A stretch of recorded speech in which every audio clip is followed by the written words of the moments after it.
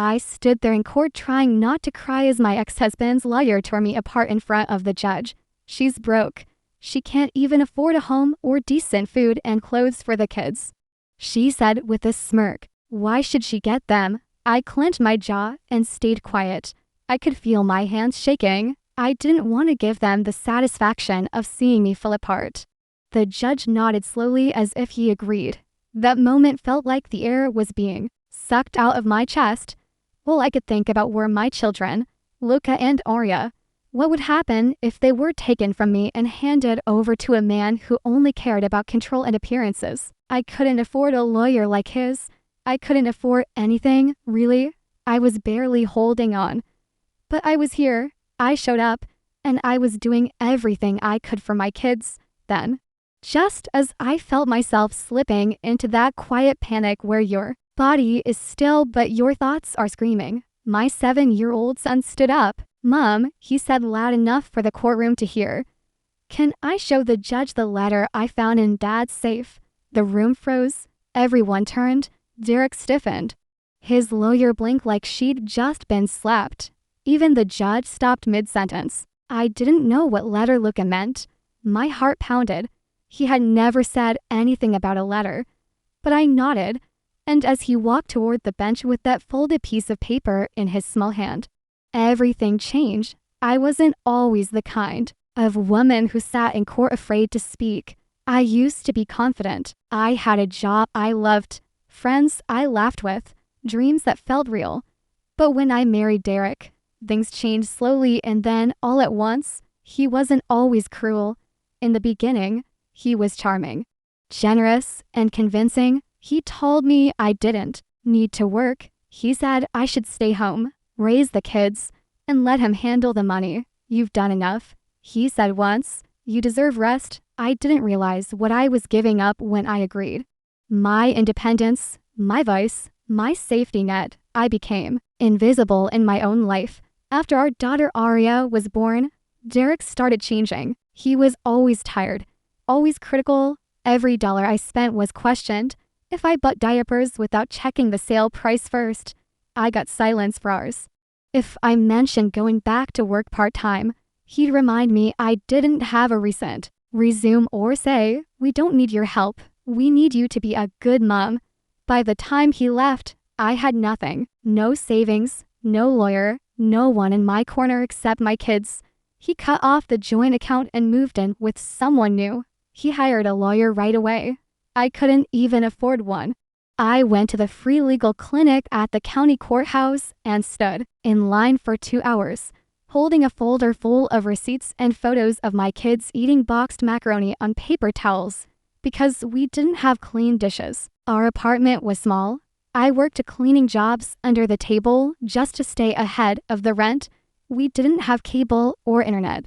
I used a prepaid phone and hoped it wouldn't run out of minutes if the school needed to call me. I washed my kids' clothes by hand in the bathtub sometimes. The water heater barely worked, so I'd boil water on the stove and mix it in buckets. Luke never complained. Arya would hum little songs while I scrubbed her socks. I didn't tell anyone how bad it got, not even my mother. I was too ashamed. She'd warned me about Derek years ago.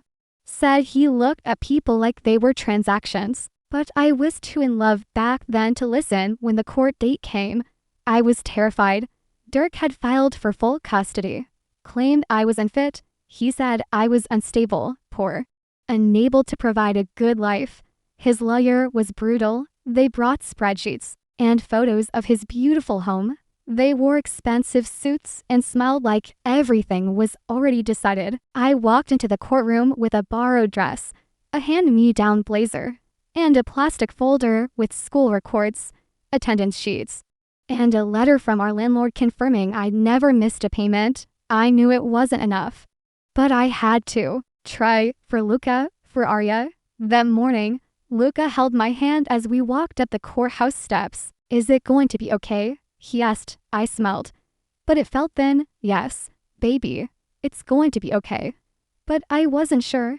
I wasn't sure of anything. All I knew was that I loved my kids. I knew what it was like to go without and still put them first. I knew what it felt like to cry quietly in the bathroom after bedtime so they wouldn't see. I knew how hard I worked to make their little world feel safe when everything around us was shaking. Inside the courtroom, I sat straight and still. I watched Derek avoid eye contact. I listened as his lawyer listed off everything I didn't have: money, stable housing, reliable transportation. She said, her son wears second-hand shoes with holes. Her daughter's teacher says she sometimes skips breakfast. This isn't neglect. This is poverty. And a crime. But it is a risk. I wanted to scream. I wanted to ask, where were you when I was skipping dinner to make sure there was enough cereal left? Where were you when I was selling my wedding ring to buy coats for the winter? But I stayed. Silent. I had learned that in court, anger doesn't look like strength. It looks like instability. The judge nodded slowly as if every accusation made perfect sense. My heart sank. And just when I felt like I might not make it through the rest of the hearing, I felt that little tug on my sleeve. Luker, my sweet, brave boy. He looked up at me with wide eyes and whispered, "Mom, can I say something to the judge?" The courtroom felt colder the second Derek's lawyer began to speak. Carla Dean walked with the confidence of someone who had done this 100 times and expected to win again. She stood tall, her voice loud and clipped, as she laid out her version of my life, one stripped of truth, one meant to humiliate. She has no stable employment. She receives inconsistent financial assistance. Her apartment is temporary housing. The children deserve better than a mother who can barely feed them. I didn't look at Derek. I didn't need to. I could already picture his face, blank, relaxed, watching this unfold like he had nothing to do with it, as if my financial ruin wasn't carefully orchestrated by him. He was the one who drained our joint account days before leaving. He was the one who refused to help with bills unless it made him look good in front of his parents. But none of that mattered in that room. The only thing the judge had in front of him were the spreadsheets and photos from Derek's side. Pictures of his pristine house, the fully stocked fridge, the private school brochures. Carla flipped through her documents with a quiet rhythm, pulling out my bank statements. She held them up like they were dirty laundry. "Your Honor, as you can see, my client provides a secure, consistent environment. The children have their own rooms, regular meals, and nanny. Meanwhile, Ms. Moreau has no documented income, no verified employer. She's behind on utilities and was issued a warning for late rent in February. This is not a safe or stable situation for two young children." I felt my face flush. She didn't mention the fact that I had picked up every job I could, often cleaning houses for cash because formal work wasn't an option with 2 kids and no childcare. She didn't mention that the rent notice was resolved within days or that I'd sold everything valuable I had to keep food in the fridge. The judge didn't speak right away. He leaned back, looking down at the papers like they confirmed what he already believed. That I was trying, but trying wasn't enough. I wanted to defend myself, to explain everything. But I also knew how that would look. I had been warned not to interrupt, not to sound defensive, not to cry too much or appear too cold. So I sat there, silent, embarrassed, burning with shame and frustration. My fingers dug into the edge of my seat. I kept my eyes on the kids, sitting quietly beside me. Arya was drawing on a piece of scratch paper with a dull crayon. Luca was watching Derek with narrowed eyes. Then Carla said the sentence that cut deeper than any insult she had thrown so far. Why should she get the children if she can't even afford to care for them? It echoed in my mind. Why should I get them? I held back the tears that were pressing behind my eyes. I knew my reality wasn't impressive on paper. I didn't have new clothes for them. I couldn't afford fancy lunches or ballet classes. But I was there every night. I was the one who brushed their hair, checked for monsters under their beds, and stayed up late hand-sewing patches into their jackets because I couldn't afford new ones. None of that mattered to the court. Only numbers did. Numbers I didn't have. The judge looked at me, his eyes heavy with doubt. He opened his mouth as if he was about to speak when I felt it. That small tug on my arm again. Luca, he whispered. Mom, can I show the judge the letter I found in Dad's safe? At first I didn't understand. What letter? I stared at him, confused, until he pulled a folded paper from his coat pocket and held it up. My stomach turned. I didn't know what it was, but something in Derek's posture shifted. He sat up straighter. Carla's eyes locked on the paper. Luca, what is that? I asked softly. He didn't answer me. He looked at the judge. Can I give this to you? He asked. The judge looked surprised, but nodded. Bring it here. Luca stepped forward, small and steady, walked past the row of polished suits and wide eyes, and handed the letter to the judge with both hands. The room fell into a strange, heavy silence. I could see Derek start to sweat. Carla turned to him, whispering something quickly, her confidence faltering for the first time. The judge unfolded the paper. I watched his eyes move across the words. His expression changed slowly. Confusion, then realization, then something sharper. He looked up directly at Derek. Mr. Monroe, he said, would you like to explain this? The moment the judge spoke those words, the temperature in the courtroom seemed to shift. Derek's eyes widened. He opened his mouth, but said nothing. Carla leaned toward him quickly, whispering again, but this time her voice carried a thread of urgency. Whatever was written on that piece of paper, it had shaken something loose. I leaned forward, my heart hammering, trying to read the judge's face. He held the letter in both hands and looked down at it again. His brow furrowed. Then he read it aloud.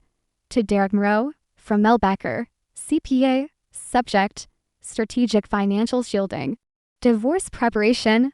The judge paused for a moment, lifting his eyes from the paper and scanning the courtroom before looking back at Derek. This is a financial strategy letter, he continued, his voice steady but heavy. It is dated 3 months before your divorce was filed. It outlines detailed instructions for opening offshore accounts, transferring assets into shell LLCs, and deliberately minimizing reported income to influence custody and support proceedings. He hesitated briefly, then read the final line, keep primary custody if possible, but at minimum, ensure she has little ground for legal appeal by appearing financially stable and morally sound. He stopped. The silence that followed wasn't ordinary silence. It was suffocating, thick, unavoidable. Every person in the courtroom was staring at Derek. Even Carla. Her face drained of color as she slowly turned toward him, her voice barely a whisper. Is this real? I couldn't move. I sat there, frozen, caught between disbelief and a quiet, burning rage I didn't know how to release. Because deep down, I had always suspected something like this. I knew Derek was strategic, cold when it came to money, and ruthless when it came to getting what he wanted. But to see it in writing, to hear a judge read it out loud in front of my children, was something I never imagined. The judge lowered the letter and placed it neatly on the bench in front of him. Then he looked back at Derek and said, "You were intentionally misleading this court. You've attempted to manipulate the outcome of these proceedings through financial deception. This letter is a direct attempt to use wealth and calculated dishonesty to deny your children access to their mother." Derek stood up abruptly. "That letter is old. It wasn't used. It's not even." "Sit down, Mr. Monroe," the judge snapped. The authority in his voice startled everyone. Arya looked up from her drawing and reached for my hand. I wrapped my arm around her without looking away from the judge. He turned his attention back to me. "Miss Monroe, were you aware of this letter before today?" "No, Your Honor," I said. "This is the first time I've seen or heard of it, and your son found it?" I nuttered, my throat tightening. "Yes, he never mentioned it until now." Luca looked up at me then. "I thought it might help. I found it when I was looking for my tablet at Dad's house. I didn't want to get anyone in trouble, but I didn't want us to lose." The judge stared at him for a long moment, then something softened in his expression. "You did the right thing, young man," he said. He turned back to Carla Dean. I will be reviewing this document in full and pausing this hearing for a formal inquiry into Mr. Moreau's financial conduct. In the meantime, primary custody will remain with Ms. Moreau, with temporary suspension of the defendant's parenting time until this matter is resolved. The words sank in. Slowly, I heard them. But my body didn't react at first. It was like my brain needed a moment to make sure I hadn't imagined them. When they finally registered, I felt my knees tremble. I sat down hard, pulling both of my kids into my arms. Carla Dean stood silent, lips pressed together, arms folded tightly. She didn't argue. She couldn't. The damage was done. Derek didn't say another word. After the judge left the bench, the bailiff dismissed the court. I stayed seated, arms wrapped round my children like they were the only thing anchoring me to the ground. Luca leaned into me and whispered, "Did I mess up?" "No, baby," I said. "You saved us." He nodded once and didn't say anything else. He didn't need to. I finally understood what kind of strength it takes for a child to carry something like that. And I realized something else. The fight wasn't over. But for the first time in a long time, it felt like the truth had a real chance. I walked out of the courtroom that day holding my kids' hands, barely feeling the ground beneath my feet.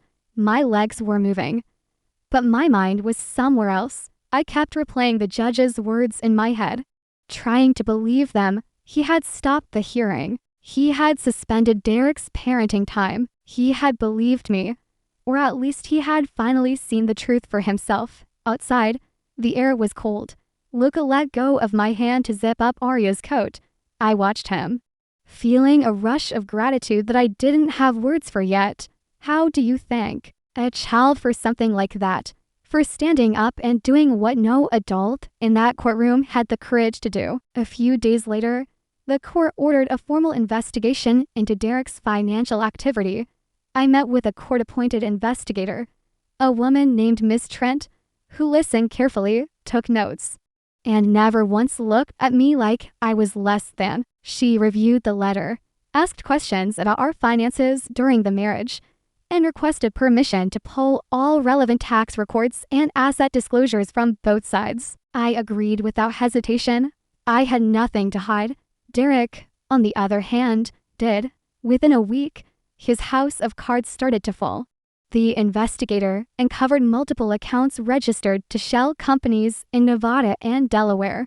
She found wire transfers to overseas banks, cash transactions that were never disclosed, and tax inconsistencies that made it clear he had been hiding income for years. Every time I received an update, I felt something slowly rebuilding inside me. Trust in my own memory, confidence in my instincts, and belief that maybe, just maybe, justice could exist. For so long, I had been made to feel like I was imagining things. Derek had convinced everyone, including parts of me, that I was weak, paranoid, and incapable. But now, the facts were proving otherwise. The final hearing came faster than I expected.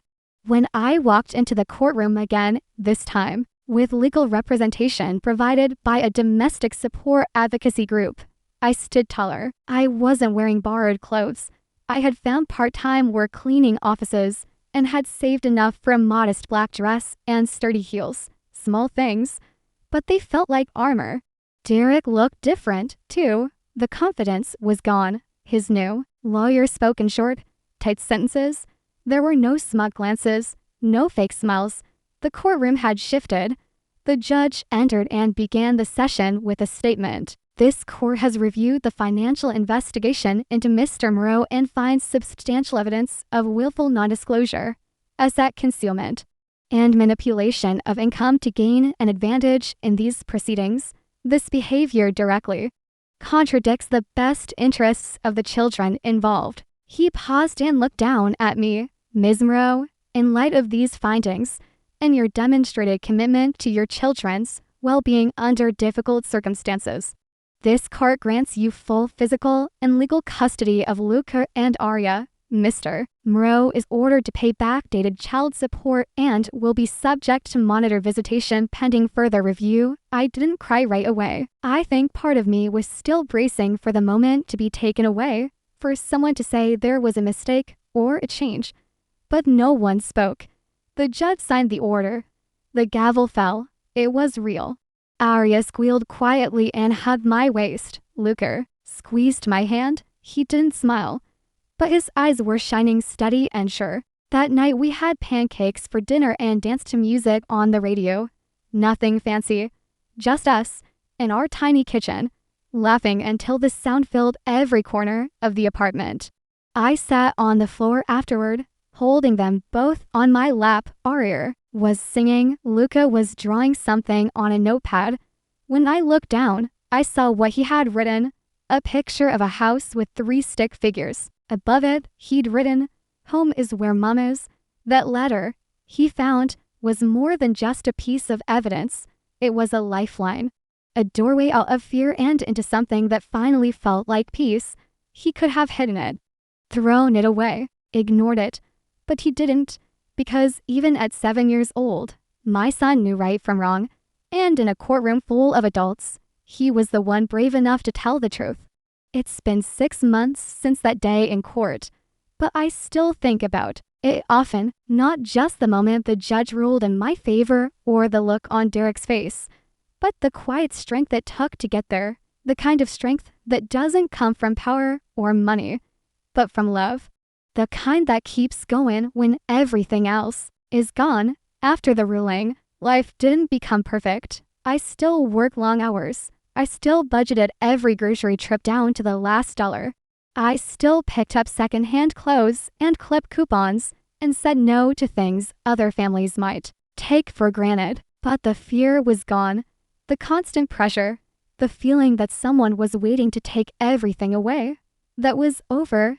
Derek made a few attempts to regain control. He filed a motion to reduce his support payments, then tried to question the monitored visitation requirements. But the evidence was strong, and the court stood firm. He showed up to his scheduled visitations 3 times, then stopped trying. I didn't explain it to the kids in too much detail. I only told them what they needed to know. Their dad wasn't ready to be consistent, and they deserved people who showed up and stayed.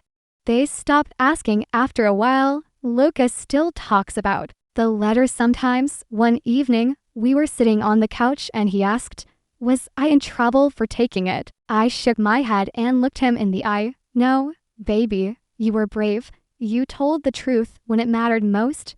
He nodded like he understood and leaned his head on my shoulder. That moment reminded me of how easily children carry burdens we don't even see. He had carried that piece of paper for weeks. He had waited for the right time to speak. He had chosen justice when no one asked him to. I started going to counseling. At first, it felt strange to talk about everything out loud, to hear myself admit just how bad it had been. But healing needs air. The more I spoke, the more I realized how much I had internalized. The shame, the guilt, the lie that being poor meant I was failing my children. That I had to prove my worth by looking okay instead of just being honest about how hard it was. My counselor helped me see something I hadn't before. I wasn't weak for struggling. I was strong for surviving, strong for keeping a roof over our heads, for showing up to court without a lawyer, for putting my children first every single day. One weekend, I found a part-time office job that offered benefits. It wasn't glamorous, but it was steady. I took it. I bought a laptop so I could take evening classes online and work toward a certification in bookkeeping. It was something I had always been good at, but never believed I could turn into a real career.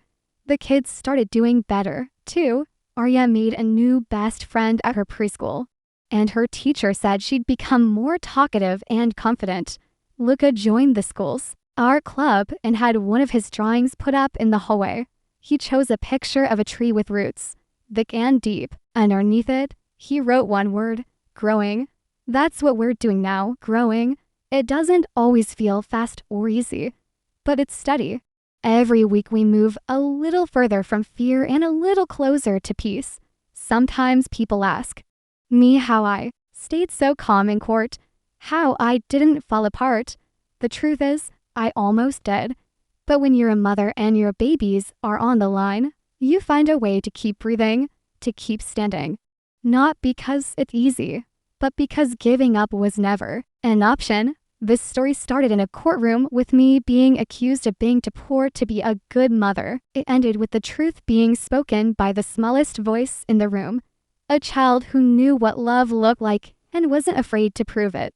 We didn't win because we had power or money or perfect appearances. We won because we had honesty, because we stayed kind, and because even when the odds were against us, we refused to break. There's one thing I've learned. It's this: justice doesn't always come easy, but it can still come. And sometimes, when it does, it arrives in the form of a folded letter in a little boy's hand, held with quiet courage, offered with love. That's the day everything changed. Not just in court, not just legally, but in my heart.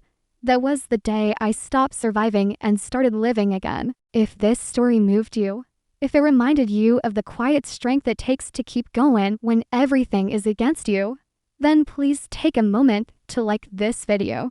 Share it with someone who might need to hear that they're not alone. Leave a comment, whether you're a parent, a survivor, or someone who just believes in truth and justice. Your voice matters here. I read every single one. And if you want more real stories about resilience, love, and what it means to fight for what matters most, subscribe to the channel. We're building a community here, one that sees people, not just their struggles. Thank you for being part of it. Do subscribe.